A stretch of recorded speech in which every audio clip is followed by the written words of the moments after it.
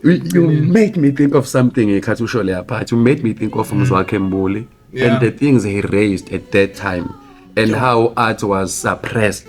Ngenxa yokuthi asizama ukuveza into ezikanje. Ekhanda lami vale siqhungathi nayi lo mjinto lo. Ngihlala eMlazi manje. Ngithola manje ukuthi ngowase-Newcastle ngihlangana nobaba wami last year. What be coincidence? We coincidence ngihlangana nobaba wakho.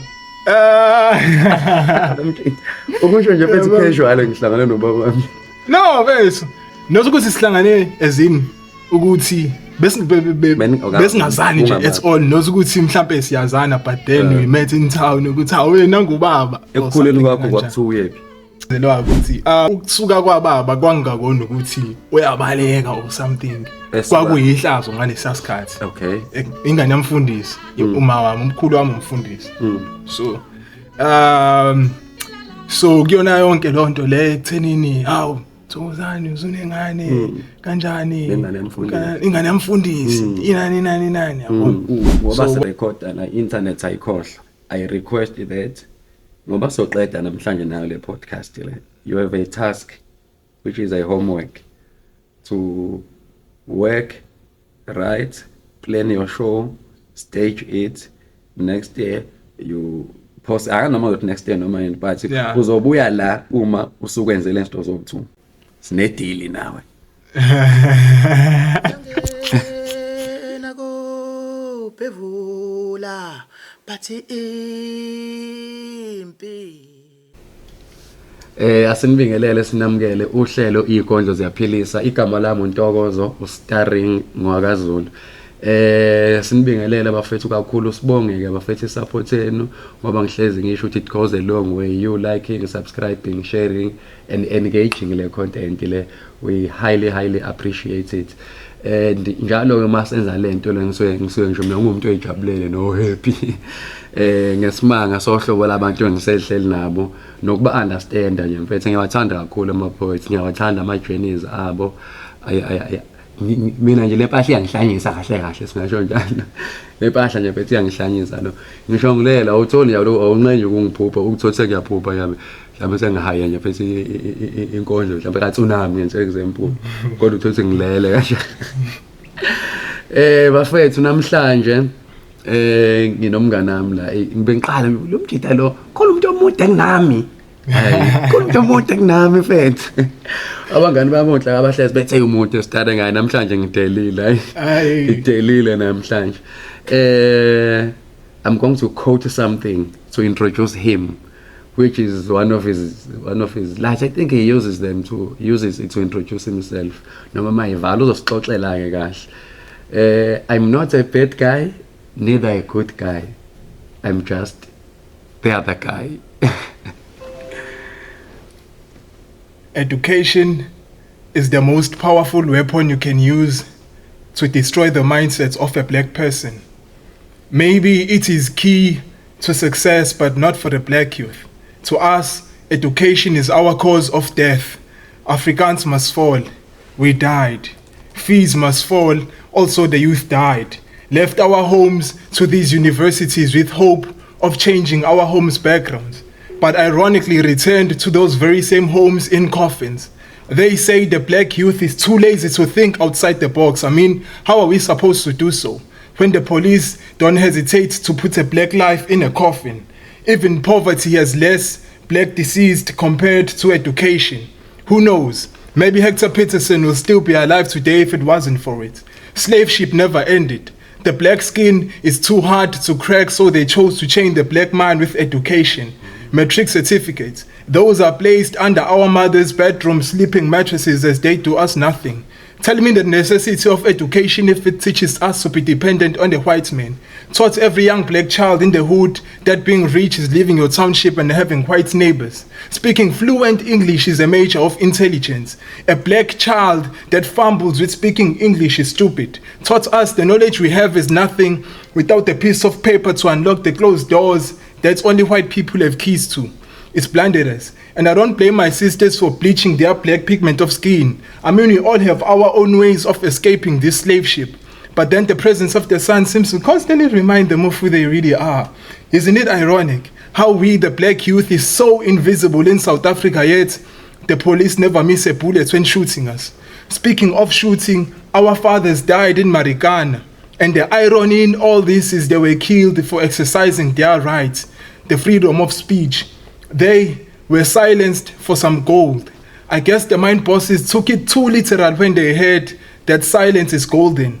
I mean, it's clear now that all the black skin is good for is being the shooting range for the police. Nkosi sikelele Africa, we usually say, from all the hardships we've been through, bullets are now nothing we fear. But the fact that our black skin is too hard to crack, it doesn't mean it deserves bullets. Lord, we are dying here.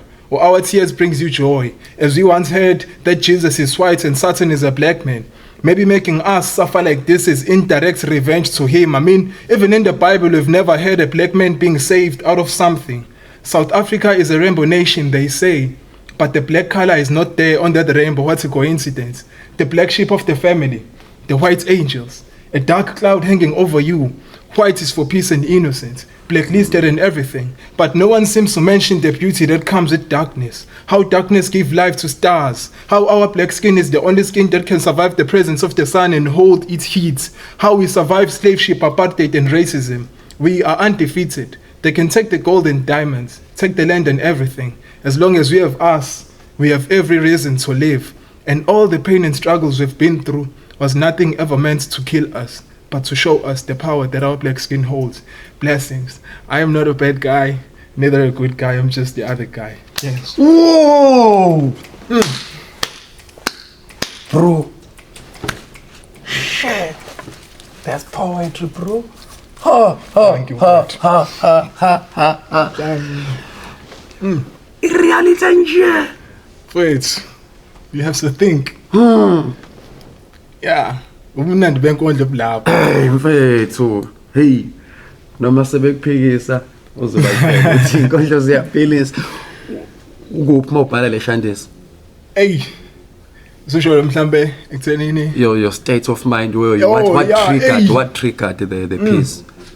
into eziningi njengoba ubona ukuthi kunento eziningi ezikuyona ekuthenini ilento zandaba eMarikana everything nithinta nelokishi kanjalo so nje ngiyumbhali ngihlezi nginfluencer izinto ezikanjalo politics nani njengoba uzithinta racism everything yabona yeah so nje ngangihluleka ukwenza ipiece or talk about these things okuhlukana kwazo. I was like, okay, let me just do one poem but ngikwazi ukuthi ngikufithe kahle konke futhi konke kube nendawo yakho. So yeah, that's how the poem just came about. How old is this piece? I think 2022 ukuyibhala but then 2023 nakhona futhi July, imagine go 2023 because I was like ngumuntu okavela pheka ukuthi nembhalo kodwa manje hamba mfethu imbhalo ngathi ngane umuntu ongi-encourage ukuthi hey awenze le impahla mfethu khipha le nkondlo because ayi mawuyibhalela ukhona umuntu omtshela ukuthi konke ngebhalile is there any person you normally share your work with? Yeah, ukhona kunabafethu esahlangana nabo eziko eMlazi iziko lamagama. So sike nje share imbhalo nabo futhi nje kube ukuthi hawu yazi nale impahla ngiyibhalile uhleli nale impahla mfethu why ungayishare ngesikhathi sayo mfethu yabo nje ngisazowe rewind kahle that mase ngibuka le podcast le ngilalelisise kahle. Yeah, you've said a lot of things singaqala lapho nge-education. Yeah. Wena uthi education yona ngathi isenze ama slaves yasigxilaza. Yeah. Okokuqala nje yonke into inobuhle nobubi. Yeah, okay. I'm not taking anything from uthi education. Education, we need education. But then asingakuzibi nalokho. Exactly. Yenze education yakho ube grand but then ukugwemeke lokho ukuthi mhlambe sengaze kwenzeke njengoba iveza la ukuthi education nayo iyakwazi ukuthi brainwash. So wena ngathi ungenza lokho okwenzayo for ukuthi uthole lokho okufunayo. Nothi ukuthi ize ngene kuwena kakhulu manje ukuthi hayi mina sengu-educated. Angisakwenza ukuthi have you been exposed to such people in close proximity? Yeah, I've been. And have you tried ways to try and raise this thing up? Nah. No. Bangibona sengibhalile. Hawu. Wena manje Akekho sikheli nawe confrontal. Bakonfront. Bangikonfronta phela ukuthi ngiyasho ukuthi nawe mfethu umbhalo yabo lento enga-understandeki ukuthi hawu mfethu yabo kodwa nje hayi akukho kubi ukuthi nje. And you said something about the Rainbow Nation and Yeah, the South flag Africa is a without rainbow having nation. South Africa is a rainbow nation, they say, but the black color is not there on that rainbow. What's a coincidence? Yeah, masiyasho ke black sheep of the family, white angels. Absusu njengisi ukuthi. And I like the way you mentioned indaba yokusebenza kwegama elithi black ukuveza nje into ezimbi. Yeah, blacklisted. Black magic. Black sheep of the Black family. sheep of the Yeah, family. but then white angels. Yeah, well, white is for peace and innocence. Base, yeah, so yeah. And khona into yabona ke into engithathileke la ilethe kanjalo uthi wena ubumnyama buhle ngalendlela ukuthi bukwazi ukuveza ubuhle beinkanyezi. Exactly. Mfethu. Inkanyezi nje Ukuba buhle kuhla bazi. ngaba asibazi ubuhle beinkanyezi. Mfethu ilapho nje. Futhi bukhona ubuhle bomnyameni. Bukhona ubuhle bomnyameni exactly mfethu. Yabo. Mfethu ngiyathanda inkondlo mayengenza nje mina. Yeah, Ngiyathanda inkondlo mayengenza nje. Uyazwakala futhi la imbongi yazwakala embhaleni ukuthi ayiphathekile kahle hlena ngendlela siphethe ngayo kwezombusazwe. Yeah. Hayi. Kakhulu mfethu kakhulu. Ayikho yephi imbongi. Iyona ndlela ongayivoice ngayo nawe le cause vele. You made me think of something ekhathi usho le apart. You made me think of Mzwakhe Mbuli and the things he raised at that time and how art was suppressed. Yeah. Ngenxa yokuthi asizama ukuveza izinto ezikanje. Ekhanda lami vele siqongathi nayi lo mjinto lo. Yeah. Strange ngoba Mzwakhe Mbuli angikho yabo. Serious. Yeah, mfethu. Inkondlo ngiqale manje mfethu. Aze cabanga sakaxoxa nanokuthi kanjani sisayihluza abafana. Ufana ufunde mfethu phathe history phela le. Yeah. Kodwa I'm sure you are aware ukuthi ama-athi yobaba Hugh Masekela, Miriam Makeba, Hugh Masekela nje ngangayifunda nje incwadi yakhe. There's a point in time achaza khona ukuthi indlela i-operation yayenzima ngayo ngisho sephesheya into yayimsizwa ayiphuma ehlalela estradini mfethu ayishalela empahla le kodwa nakhona futhi hayi noma ikuphi yabo exactly because ezingeza izathu they sang songs and wrote pieces that wanted to address the struggles that were faced by black people in South Africa. But then bayibona ukuthi abafuni ukuthi lokho into ifike kubantu. Uyakubona ukubaleka kwembhalo nokulalela. Yeah. Nokulalela ukuthi sometimes ngihlezi lento ngisho ukuthi kokunye mina kokunye nje akungichazi ngiyaxolisa ushoda nje akungichazi ukuthi wena lokho uthi kanje. Ubona nalokho kuya distract ekulaleleni. Sihlezi iba inkinga le yanto etheni. Mawushaya kakhulu imini lekima kusho ukuthi wena ngathi uyezwa. Exactly mfethu. Usindisa Zulu wakwafika lana, uPage wakwafika lana. And I said to them, they recited poems I know, but I discovered that a lot of things engingazazi kulama poems. Usuyilalela isikhathi eside. Ngathi mina okunye siyahlupha basilalela sijahile. Exactly. Yeah. Mfethu yazi wena nje usobhela isiqedwe isikhathi ngale mpahla yakho. Bani igama lakho? The other guy. Bani igama lakho? Igama lami mfethu uNdumiso wakwaZondi Sibonga. Hawu nondaba. Ugagashi. Hey ngokuza ubambo lo wami. Where's home? Ekhaya ngihlala la eMlazi. But then ngumuntu nje ukuzalwa nje ngazalelwa endaweni ekuthiwa eNazareth. Ngicase kushuka njalo eNazareth ngaphantsi. Yeah. And then ukukhula kwami ngakhulu eHammersdale. Ngihlala eMlazi manje. Ngithola manje ukuthi ngowase Newcastle ngihlangana nobaba wami last year. What we coincidence? Yeah. We coincidence ngihlangana nobabakho? Ukusho nje phethe casual ngihlangana nobaba wami. No, bese. Nokuthi sihlangane ezini ukuthi besingazani nje at all nokuthi mhlambe siyazana but then we met in town ukuthi awena ngubaba ekukhuleni kwakho kwakuthiwa uyephi bengatshelwa mfethu ngikhuliswe ugogo nomkhulu yabo. Where's your mother? uma washona ngisamncane mfethu mabesho it's 3 or 4 months Ngempela? ngizaliwe yeah so ekhaya kya Kuyakhoza, ke amaKristu nasamaKristu kuphi nendawo so khona Isonto. lemlazi ilontuzana sikhonza esheshe esamasheshe yes. amasheshe So ekhaya ke kudala ke sana leli ivangeli laqala ukuthi umzalwana wenze ukuthi nokuthi nokuthi imiddle name yami uXolani kade ngisanda kuyithola nje ama initials zakho MX ngisanda kuyithola isitayile legama uyaxolana Xolani kaxoliswana bese ngimncane kanje but then ke ngachazelwa ukuthi ukusuka kwababa kwangakona ukuthi uyabaleka or something kwakuyihlazo ngalesa sikhathi okay ingane yamfundisi uma wami umkhulu wami umfundisi so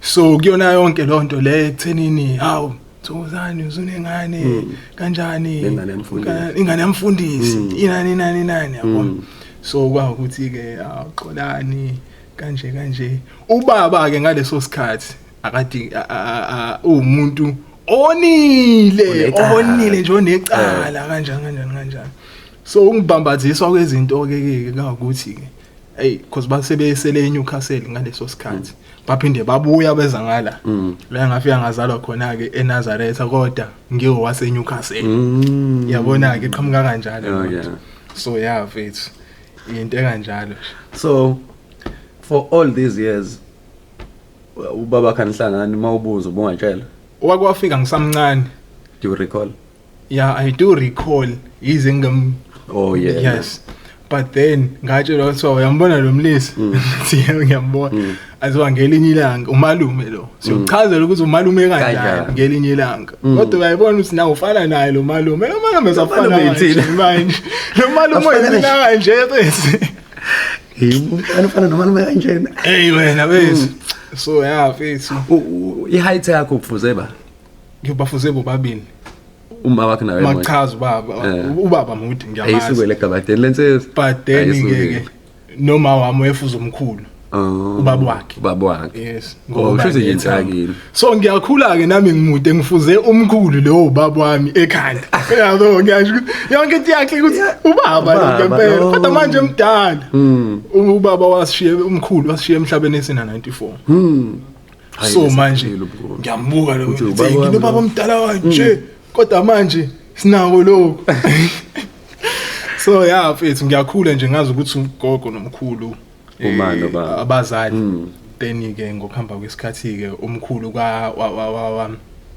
wahlasela ukugula okuthile then ke kwase ukuthi ke sengiyaphuma ke kuthenini umntwana mina alazi iqiniso yabo yeah for now ukuthi azazi cause ekhaya ugogo lo ebengimazi ukuthi uma wami nawe bengayena ugogo ngizalayo umfundisi umkhulu angizwe ngifundisi washona ugogo zalo uma wami then ke kwawukuthi umfundisi kumele athathe naye wafika nezingane zakhe ugogo nakhona lo ubhuti omdala womkhize manje nosesomdala womkhize mina ngawuzondi bafaka iphandla labo mina ngayifaka kwenze ubuzi lapho mina lento iyaconfuse nje ngiyakhula mfethu ngizama thola ukuthi there's a poem I heard you reciting about your father. Yeah. Is it influenced by grandfather? I request that when we close you do that poem. All right. Yeah. Ayahlangana ke indaba yethu bani. Ayahlangana. Yeah, bengifuna ukuthi leyankondlo. But then ubaba lo ufike ubaba wami ngisho ngathi ubaba lo ufike manje. Ubaba bethi. But then ubaba Kavele phela ke. Yeah. Ubaba naye ukhona lapha cause naye kulesi sikhathi esincane bese sisazane ngaso there is a lot you have learned. I've learned from that man. I'm like yo I can tell you shona ngevoice yakhe there's a lot. Yeah, ngizajala emphasize you sound and appear happy. Yeah, mfethu yabo. So yeah, bese kuyajabulisa mfethu. Fulfilling. Yeah. Ibhalwe kwale yankondlo nje it's like because now uyayizwa ngoba ngayilayela once ngathi ngiyaqala uza umuntu obhala kanje ngobaba ku rare ithini mayiqala I'm so sorry I'm sorry ithini ngambe ikhumbule kodwa ithi first and foremost I am so sorry that my father is a good man ingabambeka lapho ke exactly okay cause Uzothiwani manje la? sonke Uthini my wesibili? father my La yini wesibili? hayi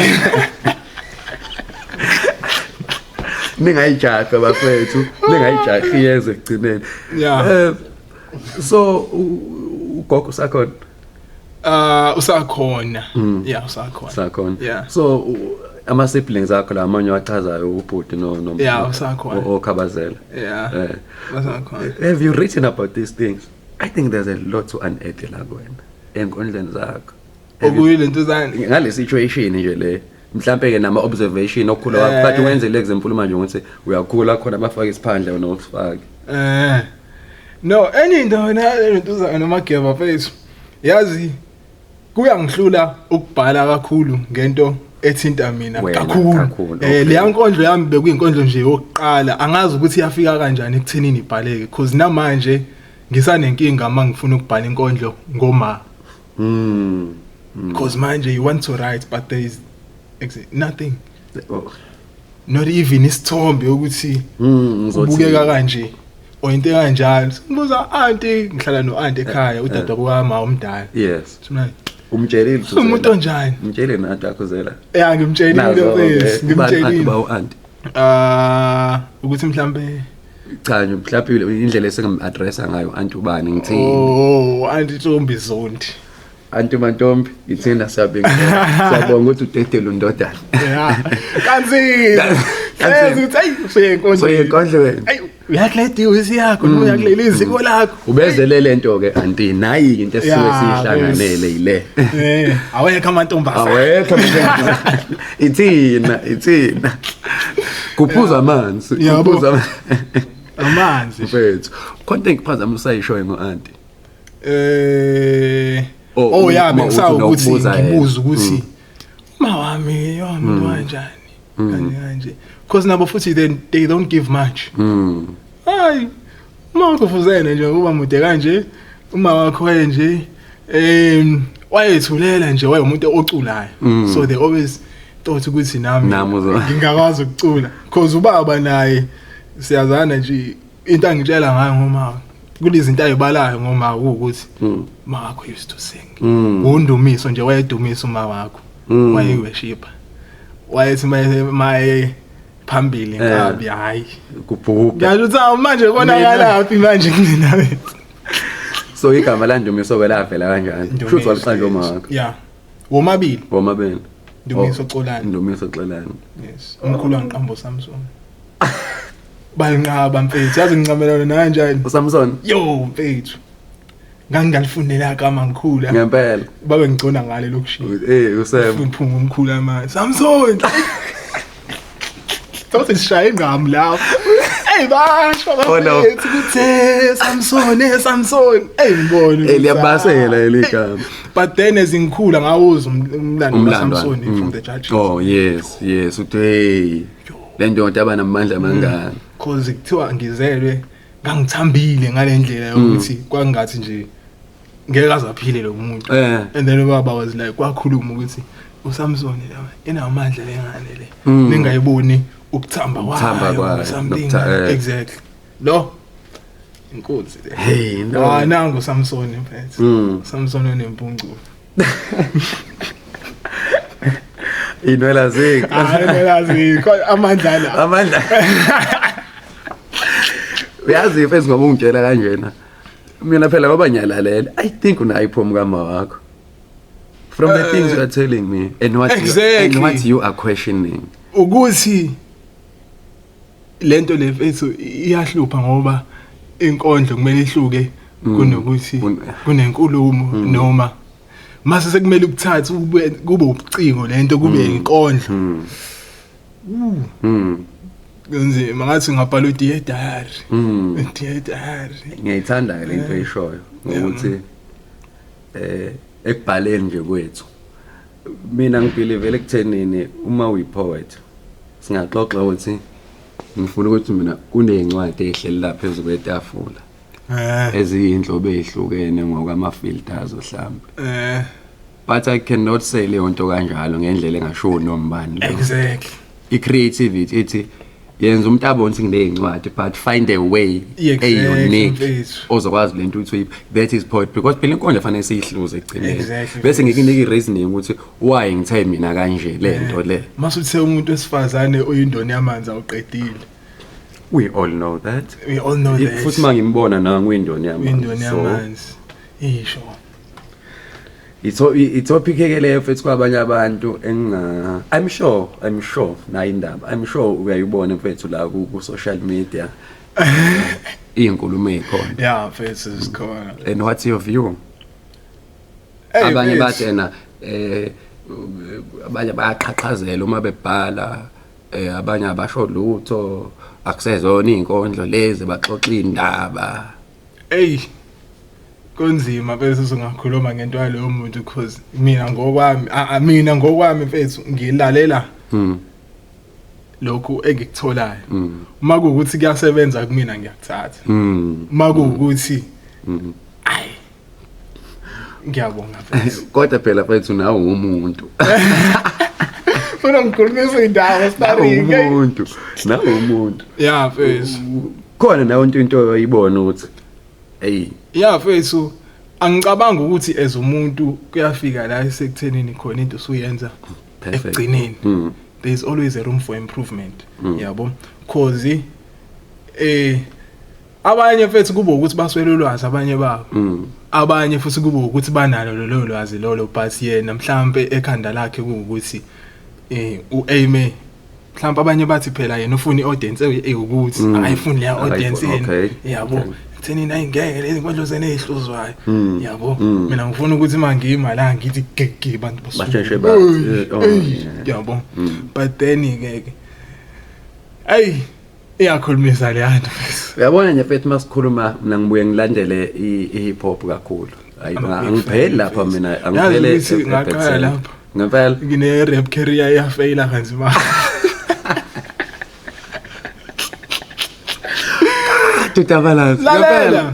when Yeah, ukuthi futhi nga-influence abantu ama-style le nje la kwi-neighborhood kunomrap oh yes oboxes over the MSP ngiyabazi Ngempela. yeah amajuju aphethe yeah ukuthi bona bahlala kude indawo ekuthiwa iseJosh Day No, ngiyakubona. ngihlala lentuzana Imlava village eShiyala opposite ngiyabona so yeah mfethu so nje yaqhamuka lapho labadla ukuthi when lalela namajuju yasho nami ngingayenza lento yawo yeah bese ngasho ukuthi hey because vele ngumuntu oyithandayo futhi i-writing mfethu ukuthi yazi into mangiyibhala ngisho mina mfethu ngithaya pha kwaThaphu ngathi nje into yami angifuni ukutanta kakhulu ihlalo daweni kodwa mageba isikhathi sisheshe siqala manje mina mageba yeah abantu bavela bathi mina anginama manners uma ngithi mina mfethu ngisho ngangasho nokuthi sawubona hlala nje odabeni mfethu impilo busy akodwa kufani lokho uma ngihleli nawe sine conversation ngeke mfethu ngibhadle WhatsApp yebo so ngizohlala lokho ngidlala mina ngiphendulana sho into eyisho mfethu ngikuphendule siqhubeke nempilo exactly mfethu mawuthi ngibuza impilo sho ukuthi ngibuza impilo ngikuphendule siqhubeke hayi istory mnganami kwenzakalani ngawe ne-hip hop wazama wagcina yeah mfethu i-hip hop kwakungeyona ukuthi ngifuna ukuba umrapper kwakuwuthi somrapper la oh yeah exactly into ngisho ukuthi i-neighborhood yethu nje la kwakunama outhi ngiyaphushwa umrapper nani but then ngangiyithanda hip hop nganginane lyric book mfethu engangibhala kuyona ama-verse othayika lapha ngilimemorize ngibhala ivesi lomuntu ngifuna ukulibamba that's how ngakwazi ukuthi mase ngibhala inkondlo ihlale 2 days ngosuku ekhanda vele nganginale yampahla ukuthi yazini ngifuna ukuyibamba le verse le verse like ngelinkinyi ngizolazi kanjalo leyo mpahla yobona ukuthi bakuhleli namajita mhlawumbe kudlala lezo ingoma so now usukwenzela ukuthi ushaya usingalong la exactly siyawufana noma uzo-attend i-concert ngathi insuku eziya kuyona i-concert ngathi ungawulalela manje music uze uma ufika khona nawe uma yethi usijava nawe mayethi gawula ubheke gawula ubheke yazi washo enye into ke mfethu uyazi ukuthi ama-poets amaningi sinakho nje ukuxoxa umuntu akutshetheni naphe singabhala inkinga ukumemorize. Exactly mfethu, I memorize ake. So le skill lesuthi ulalela ingoma ugcine uzazi naso siyalekela ngoba into ohlezi phela ulalela igcina ingenile ekhanda. Exactly mfethu, igcina ingenile. Ukuqala kwami ukubhala inkondlo lo ntuzana esikoleni lapha e-high school ngangifunda ephezulu kwakwenziwa amakhathi ephezulu la ngakamcoyi e-station. Ngiyabona. Ephezulu high school.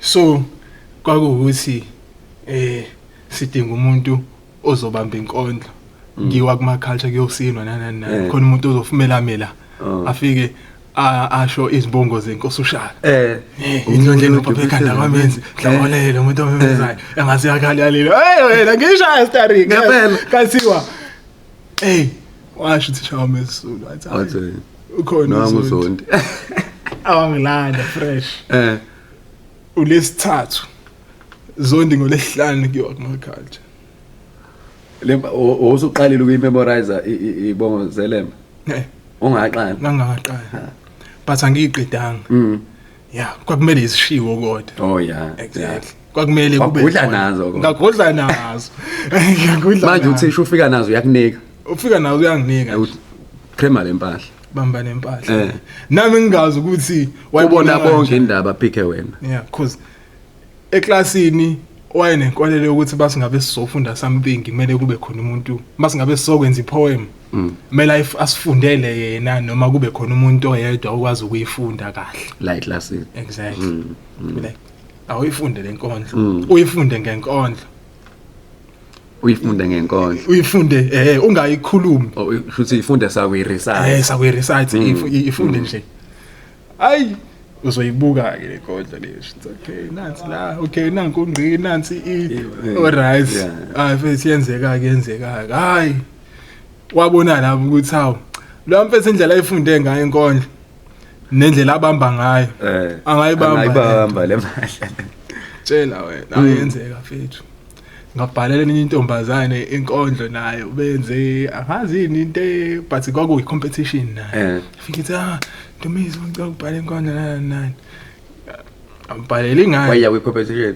babeya kwi competition ngithi nanje uthi wabhala intombazana inkondlo hayi ukuthi ngibhalela ekseni ngithi nawavula wabona iskill wabona intombi wabhala inkondlo wathumela inkondlo yabo ukuyibona sayi ngibhalele ngimnika wahamba wayowina ngenkondlo wena uyi ghost writer lapha nakhona futhi kungekho ukuthi ila ngabona khona ukuthi lempahla ngayishaya lempahla sase futhi ikhona sase high school ngibhalela umuntu inkondlo wayoshaya first prize watholana hayibo mfethu watholana phela kusashaya uma trophy mfethu certificate uyayibonga ukuthi indlondo yami lesi certificate ngabe sisalela nami ke manje konke bengifuna uyibuza lana ke i-influence yakhe yokubhala ngesingisi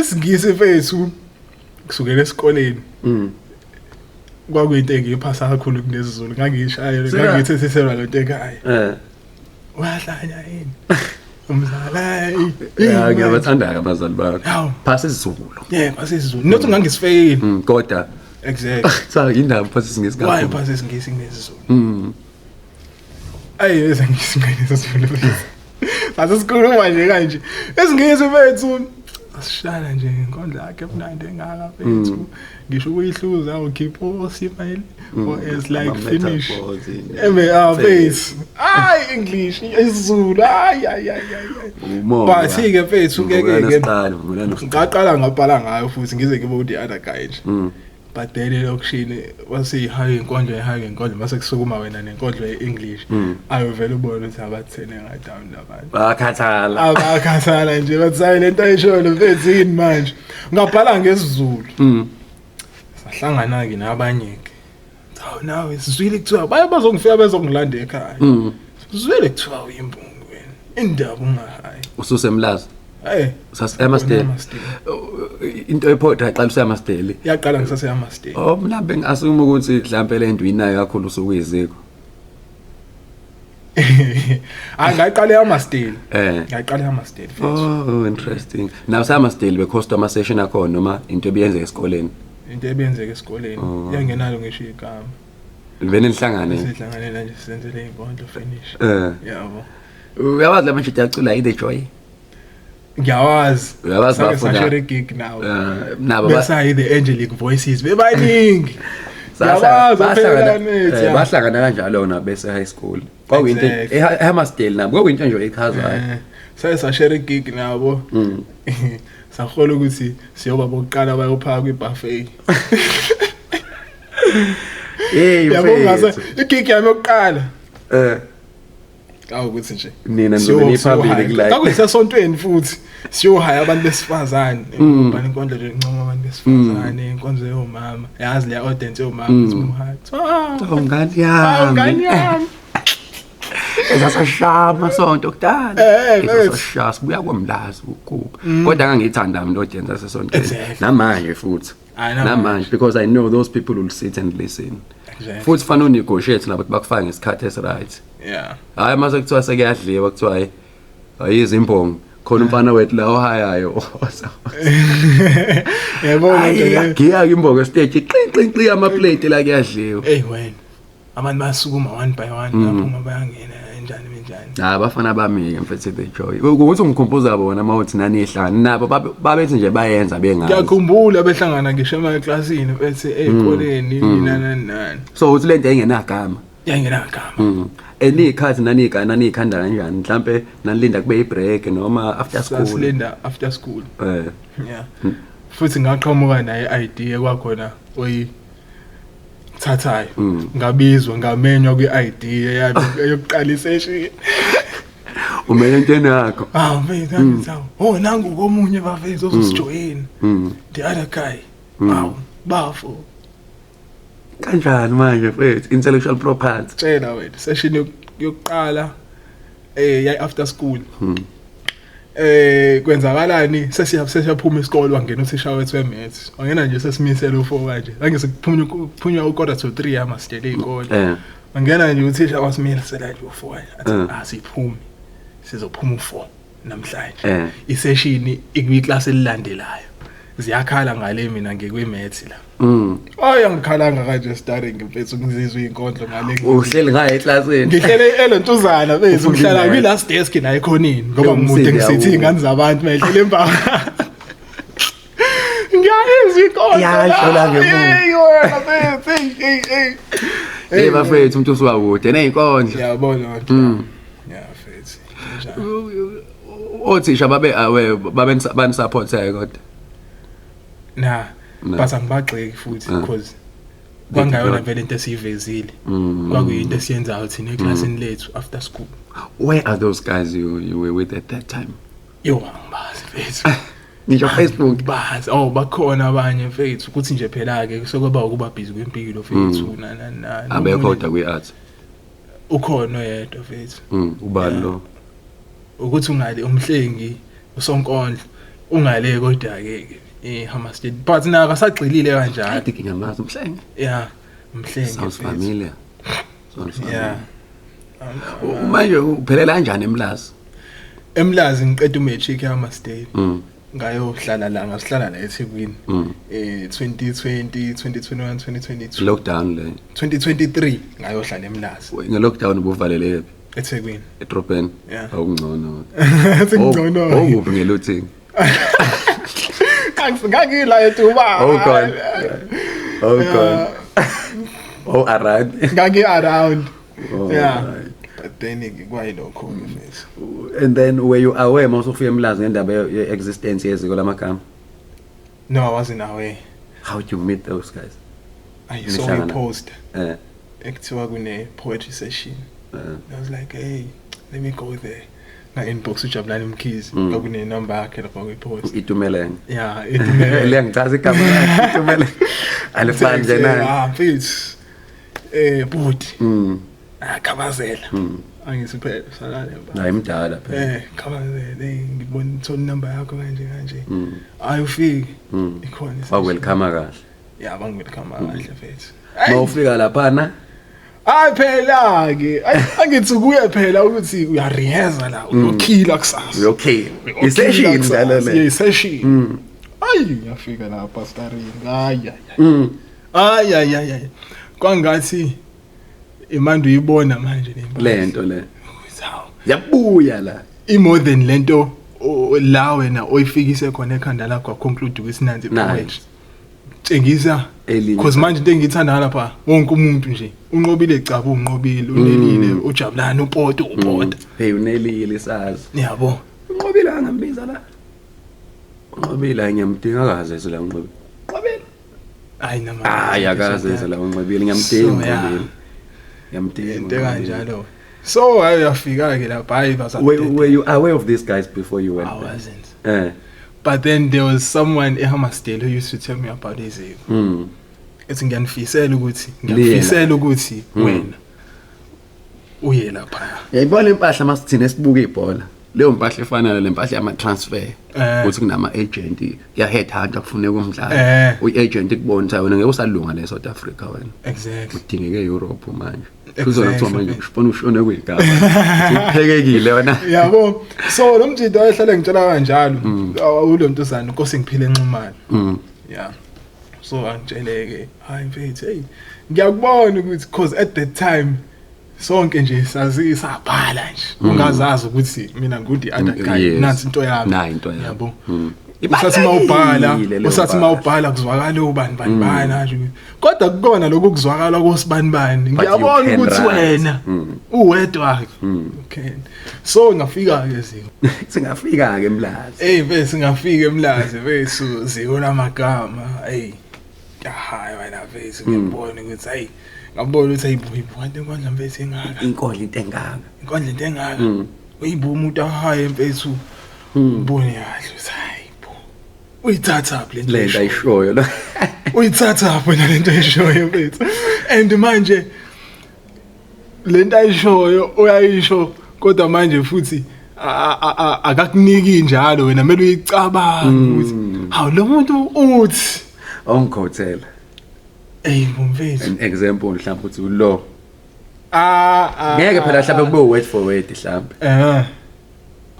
ngathini nje mfethu ngeke bese ibuyibuka ukuthi ade ngayicela naye session yeah but nje kuba into kanjalo mfethu ubona ukuthi for you kwakwe into esa culture shock of some sort ukuthi ngisuka sengifike endaweni enje wenza into enje nala uyafika lapho ngiya ku MC ngiyamtshela lalela lelo gama libhale lapha la the other guy usule ususe mfethu ngeke ngizakwazi ngathi azoperform akhe wena azoperform hayi ngafika ngashaya into yami but ngiyajabula ukuthi kwenzeka kanje haya because ngangeke washo unentuzana ujabulana nasi yabo ukuthi uperformile kubonakala ukuthi yino eshodayo noma edingekalayo kuwena ukuba uthulile wangasho lutho bese ngeke sazi ukuthi yini futhi kwaba ukuthi nje hayi wena udinga ukuthi wangakwenza futhi hayi were you open to I was such criticism and advice I was awukuthathanga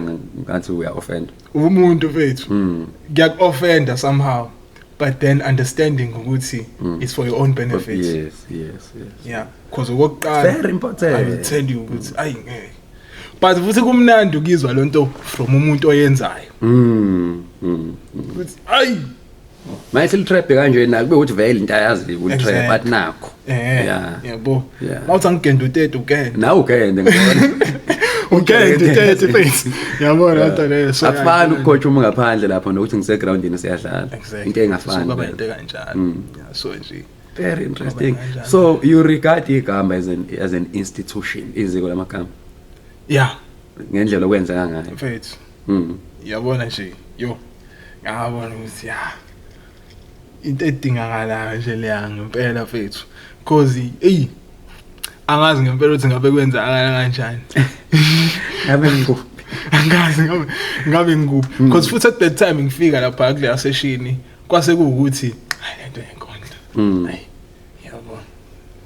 Yavele yavuka futhi aqala phansi ngasho ukuthi yabona ke manje yonke into eke ngayibhala before le mpahla le ayime cause futhi ngeke ngikwazi ukuyi-edita noma ngiyishintshe indlela athile eyothi ngiyiqale nje yabo nakho futhi kuyiprocess la mention uanti ngathi uyaveza uanti ukuthi umuntu o straight yeah babekuthatha kanjani ekhaya uthi waphuma enkondlweni noma namanje bakuthatha kanjani iperspective yabo mhlawumbe ngabe isishintshile Yeah, mfethu isishintshile nokuthi phela mfethu as much as strict yabo but then uyakholelwa ekuthenini ithalente lakho le into yakho it's fine yenze but ingqondo yakhe ingabi kukona kodwa yabo impilo lekugcineni yabo ayingabe sithatha wena ke manje yabo le nkondlo oqale ngayo ishilo into kanjalo ekuthenini khona engayi reference oyishilo ngokuthi umqondo ungahlala entweni eyodwa oh yeah so yabo umuntu kanjalo but yena mfethu uyayamukela yeah angisho nje ukuthi usayamukela yeah usayamukela. Have you improved wena nje personal mayibo do you think you have improved from what you were told to mhla ufika kwezi yeah a lot uyabo wena personal uyakubona wena a lot of it and ngi understand ukuthi kusakhona oku njengoba bengishilo ukuthi kwamina is with the other guy angibona ukuthi sengila engithi yabona manje ayi manje kayi khona ukuze ngingawubuza aqamba kanjani leli gama the other guy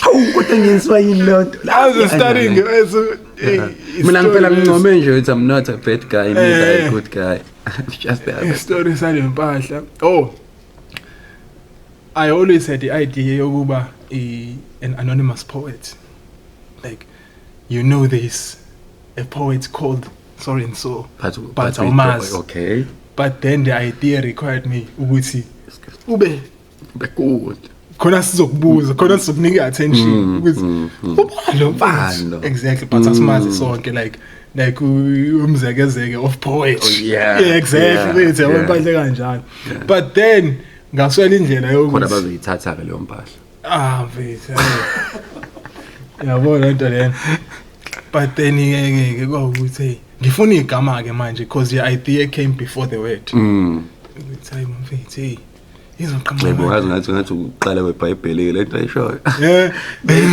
the idea came before the word uqala iBhayibheli so yeah but I needed a name ukuthi yabo but futhi ngingabi the anonymous poet ngingabi ukuthi ngifuna wazi ukuthi ngi-anonymous exactly yabo because I was anonymous poet but uyangazi ngila ngiyaphefuma inkondlo yami isibukana kanje kodwa ngi-anonymous ngi-anonymous kodwa siyabukana kanje so yeah mfethu kwabo ukuthi hayi cabanga amagama ukuthi then kafika ngangibuka enye impahla enye istory I think usisi lo waye cheat yabo so ekucheatheni kwakhe babexoxa nomngane wakhe ukuthi wenzani yena unkosazane lo so athengelwa amaflower lo sisi lo onama boyfriends awu2 yes then lo abuza ukuthi lama flower wakho aqhamuka from your boyfriend or the other guy manje throughout the whole story lo mfethu lo uloke with the other guy look at the other guy the other guy the other guy I'm like lo mfethu lo akaziwa la kodwa yena ukhona ngifuna ukuba the other guy ke now the other guy interesting Sengifuna lento manje cool bom le you interesting but then ke because kwangalona igama lakhe lo mfethu the other guy it is just a way ukuthi abambiza ngalo bona ndothi ukuthi futhi yeah abambiza ngalo yena akekho aware futhi uthi yena the other guy kulabaya exactly mfethu yabo ukuthi na futhi akulona ngoba kuyigama lakhe ukusho nje ukuthi lo munye umfethu lo munye umlisa mumbe umlisa mumbe le bahle iqhamuka kulo mfethu noma kulo la lo mlisa like no this guy the other guy so kwaba ukuthi ke sengifuna lento ibe ne ngazi ngayichaza kanjani yabo ngiyathanda ukusebenzisa izandla ungibona noma ngihaya angikwazi ngisho ukuphatha imic ngabiyazi bafethu ngiyaxolisa imic should uvela udinga le exactly that would be perfect mangithi education mangithi Eh. the way Oh. yabo Expression. exactly Mm, mfethu expression. yabona into le Inkondlo iphile nange. came about. Do you think ukuthi kukusizile ukuthi ukhulele ekhayeni okukhonza kulona kukusevile empilweni yaselokishini because mangibuye ibheka nakho ndoda eHammersdale Yes. emlazi Yo. you could have been Yeah mfethu kwangisiza kakhulu mfethu. Kwangisiza kakhulu. Nako nje mfethu ekuthenini besides ukuthi isekhaya la kuyakholwa nani nabo nje abantu bengikhulisile bebodwa besides ukuthi nabo nje mfethu yayikhona indaba yokuthi hey kushaya u6 nje Ususekhaya. usuphakathi mina ngazula late mfethu ngangumjito kuye esikoleni angena ekhaya aphuma esitolo. I'm sure manje akhona nje indlela ayekugcona ngayo Hey wena ngiyakutshela Ngokuthi nje ngithi wena. ngikutshela indaba yaSamsung ukuthi nje yabo into lokhelwayo mfethu yabo lonto leyo hayi ngangiyinet because ubhuti wami ongaphambi kwami yabo nje kumnandi umfethu waziwayo nje so manje ngathi lapha akudela yakhe abamanet nawe khona abazuli akaze simbone ngisho edlala inqola la emgaqweni akanaso ngisho isikala edwa akanawo ngisho upholo yana mfethu lo mfethu lo but then ke kwashaya isikhathi ekuthenini hayi akadedelo lo mfethu Nah, yabo sesibambile isikole sobambile umthetho wasekhaya sengathi noma uyamdedela but Kodwa-ke uzona mfethu. azi ukuthi kurongi lokho akwenzayo so hayi mfethu mosho njalo wena nami ngisho kanjalo ngoma yabo asikhulise nje kanjalo bra Exactly, nami mfethu. benginekhefi nje mfethu kwaya phela ngakhulu 5 ogcina u6 Exactly, yabo. kodwa nje hayi wasise kanjalo. sontweni lokhu ngisakhuluma indaba yelokishi nokukhulela elokishini yeah iinkondlo zakho za influencer influencer ziya influence how can you describe ijourney yakho ye-poetry have you met abantu ubunjethu uyafuna ukuhlangana nabo engifisa ukuthi uhlangane nabo uhlanganile nabo yeah uthenei sengihlanganile nabo mfethu Yeah. Shiwe Smart Black hayi yeah yes hayi bomfethu Yeah. hey lo mfethu layana ngisasehamarsdale sayibuka efonini kanje hey bu esabamba ijezi lezi ijezi engiligqokile lezi hayi bo ngisho ukuthi yabona ke la hayi ufike ekhaya so nje mfethu kube mnandi nalapho mfethu ukuthi hayi ukhona yena osashoda othenei ngiyafisa ukuhlangana nalo yeah nokuthi kuse la elontuzana la eKZN abekho yeah egoli ungiyisa kulombuzo ukuthi sikhona istage othenei ngisafisa ukuperforma kulesa stage lesiya noma kule mangithi stage ngisho event ngisho show yeah yipi mfethu Poetry Africa slam ngiyafisa ukuba neslam the other guy the slam champion and futhi isoshaya kulonyaka ungenanga ngami did you attempt to enter no I did sajame akuzokwenzeka mfethu kuzokwenzeka if you were to do a one man show imapha ama-artist awu-5 ongangiphikela wona uthi wena nabo abantu engababizi bebe ama-supporting actor inkinga leya mpahla leya but despite ukuthi ngiyazwana nabo si close but la usamukela uthingo le-Africa uNkosikhona Dlongwe uyamazi mfana osengonyameni khona mfethu ekuthiwa uZibusiso Ganyaza I know him hayi umbali imali imela yo ushiwe ungagadla ngalaba kwisho hayi u5 nje lo othulo othethu I know ukuthi umuntu oyofika ezo lalela hayi uyobe efisa eduze impindi yeshow kofanele ungisize ngibathole abafethu abamention loboqala abawu3 ngizokusiza futhi abafethu bami nabo inamba zabo zongisedela amasiqeda la alright kufanele bezoyichazela indaba zabo nabo la bazoyichazela khulileka mfethu so far how can you describe ijourney yakho and mawucabanga izithini inhlelo zakho ukusuka la Hey, your journey so far, how can you describe it? yeah, it's been good. Good. Yeah. Mm. Kube khona into zakhona ekuthenini, but akuyona into engikhala ngayo kakhulu because ngifila ngathi izinto bekumele zenzeke. Mm. Yabo. Mm. Yeah. And from now ngiyaphambili mfethu. Mm. Yo, I so wish ukuthi inkondlo mfethu zikwazi ukuthi ayichaza kanjani lento mfethu. The other guy Mm. kube yes. Or the other guy bene show number 1. Mm. Nje. Le ntathe ngiqeda kuyibuza. Exactly. Sure sesinayo idea kada guy show yakho ukuthi izobe injani. Ishow Yeah. ukwini slam. Mm.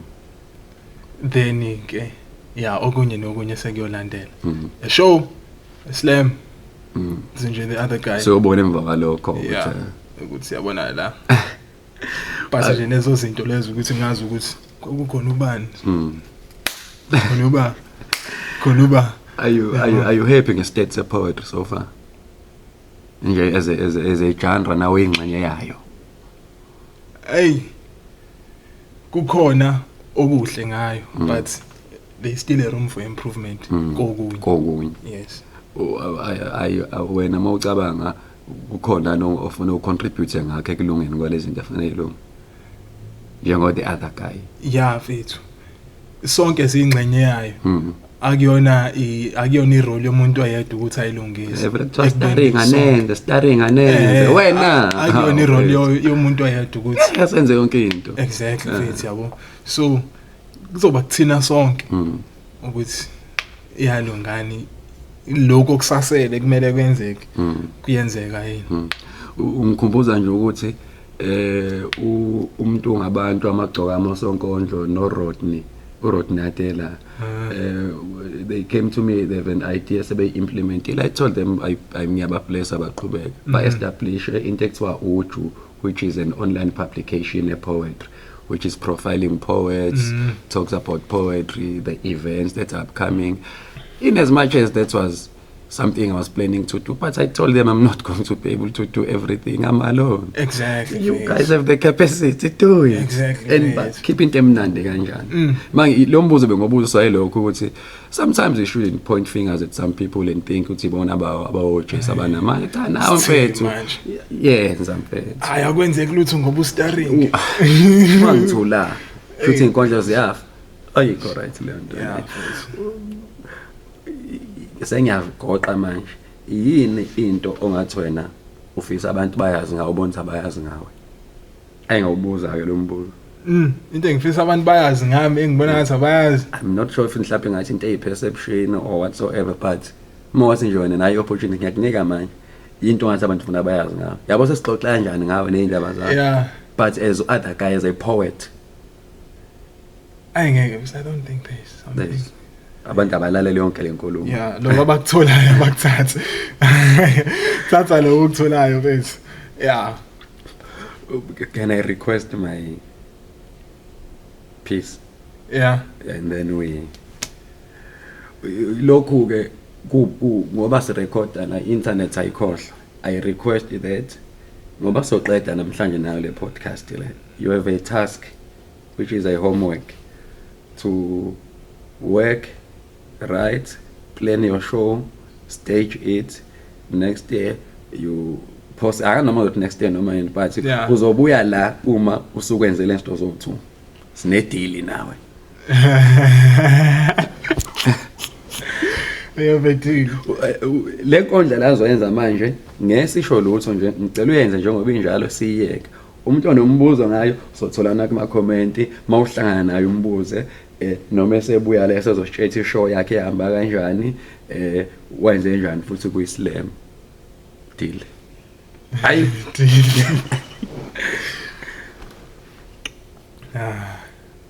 First and foremost, I am so sorry that my father is a good man. Every poem I've heard about fathers are dark. I am so sorry this one is different. If God isn't half of what a whole my father is, then God himself isn't a good person. Sometimes I would look at my father and wonder how he did on his school days in a classroom whenever he wanted to give an answer, because I have never seen him raising his hand on someone. My mother can vouch for that too. They have been married for many decades now, and the only day my mother has ever cried tears because of him was when she heard my father saying his wedding vows to her. He remembers everything about it. The birthdays, the anniversaries, the day I learned how to wear shoes by my own, and he never even pressured me to fit in his own shoes. But because he is a person, he isn't perfect, but he's a perfectionist. Everything he does it immaculately. Just like the way he loved my mother. He loves her like he is still trying to win her over. He loves her like he is still in disbelief that she is all his. You can see it on my mother's eyes that whenever my father is absent, she feels incomplete. Yeah, true. That man loves her like it's the only thing that keeps him breathing. On my father's room, you find every memory of us framed on the wall, and from that you see, from the very beginning, my father has always been on the picture. Every frame is of a bigger size, so from that you see he's the kind who likes to see things from a bigger picture. Not really an 8-armed sea creature, but to raise his hands on a woman, nah, he really has no backbone for that. My father isn't the kind to pay for liquor or booze, but he pays us his attention.